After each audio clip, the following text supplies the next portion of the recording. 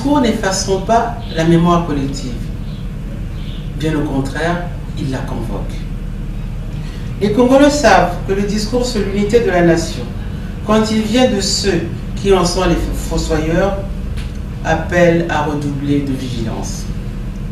Les Congolais savent que le discours sur la paix, quand il est tenu par ceux qui n'épargnent ni enfants, ni handicapés, ni personnes âgées, est une ignominie.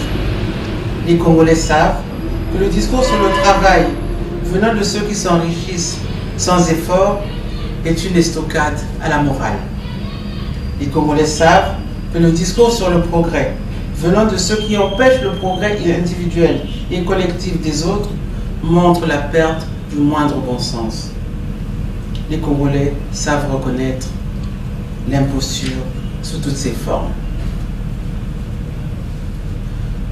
L'occupation du territoire national par une organisation criminelle qui tient lieu d'État appelle deux conclusions évidentes par elle-même.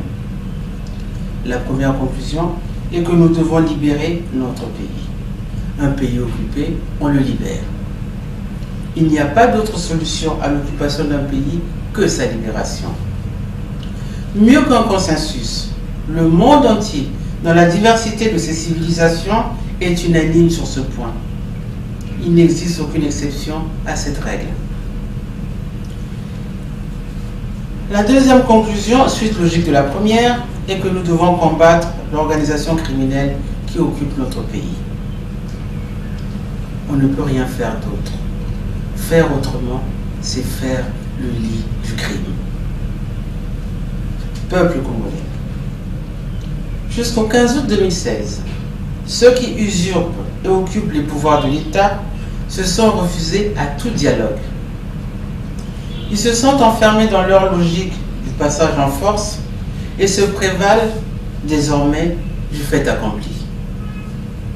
Dès lors, l'avenir de notre pays s'est inscrit dans un combat sans merci contre le crime organisé. Ce combat, nous le poursuivrons jusqu'à la libération totale du territoire national.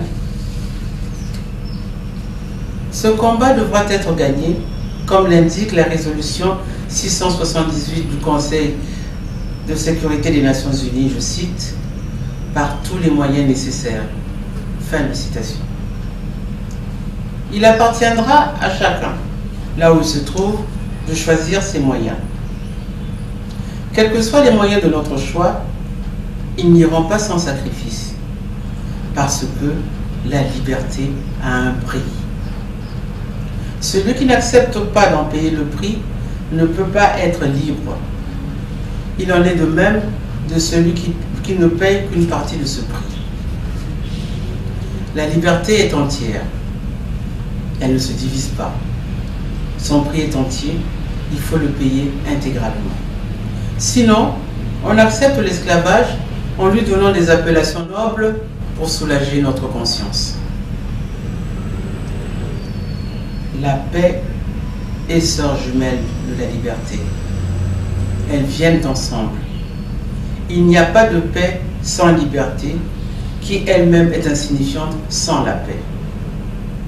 Payer le prix de la liberté, c'est avoir les deux pour le prix d'un. Nous voulons la paix, pas celle du silence des armes, mais celle des jours heureux et de la foi légitime en l'avenir. Nous devons en payer le prix, car il n'y a pas de prix sous l'occupation.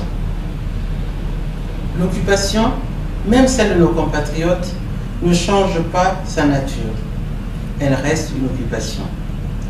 L'esclavage, même venant de nos compatriotes, quel que soit le nom qu'on lui donne, reste un esclavage. Aucun des deux n'est acceptable. Ils ne sont ni justifiables ni excusables, surtout quand ils viennent de vos propres compatriotes.